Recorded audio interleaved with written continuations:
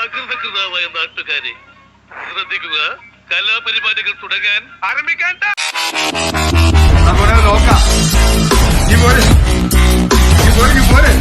25 വർഷങ്ങൾക്ക് മുമ്പ് ആചാരപ്രകാരം ഈ പൂജ നടന്നിട്ടില്ലേ?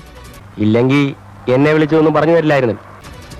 ഈ കനലിലൂടെ ദേശായി കുടുംബത്തിൽ ആരോ സഞ്ചരിച്ചിട്ടില്ലേ?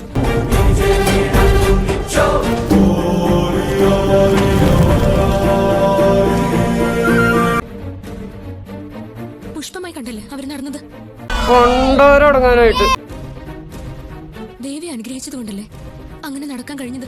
ശരി, അപ്പൊ അങ്ങനെയാണ് സംഗതികളുടെ കിടപ്പ്. ഞാൻ പൂജ ചെയ്യും. ഇല്ല, നീ ഇത് ചെയ്യില്ല.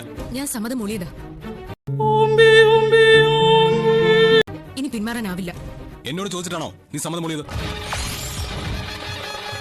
ഇത് എന്റെ വിശ്വാസവുമായിട്ട് ബന്ധപ്പെട്ടതാ. ഞാൻ എന്തിനാ അനുവാദം വാങ്ങുന്നത്? ഒന്നിൽ വീട്ടുകാരെ പേടി വേണം, അല്ലെങ്കിൽ നാട്ടുകാരെ. ഞാൻ സമ്മതിക്കില്ലെന്ന് പറഞ്ഞില്ല, നീ തർക്കിക്കണ്ട. ഞാൻ പൂജ ചെയ്യുമെന്ന് പറഞ്ഞോ, ചെയ്തിരിക്കും. உனக்கு எவ்வளவு தைரியம் இருந்தா இப்போ என் கண் முன்னாடி வந்து நிப்ப? இன்னைக்கு துர்காஷ்டமி, உன்னை நான் கொன்னு ஓ ரத்தத்தை குடிச்சு ஓங்கார நடனம் விடுவேன். വിവരങ്ങളൊക്കെ ഞാൻ പറഞ്ഞിട്ടുണ്ട്. ഇനി ഒരു തീരുമാനം എടുക്കേണ്ടത് നിങ്ങളാ. പറഞ്ഞെന്ന് മാത്രം. എന്നാ പിന്നെ